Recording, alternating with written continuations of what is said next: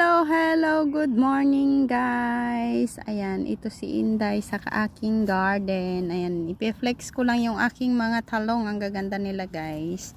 Ayan, hanggang ilalim may bunga. Ayan guys.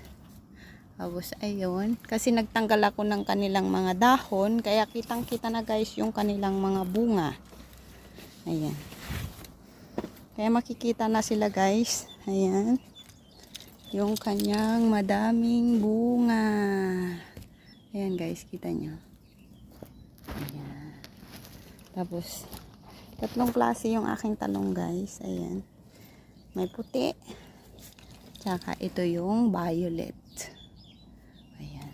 Nakapayong kasi ako guys kasi mainit na.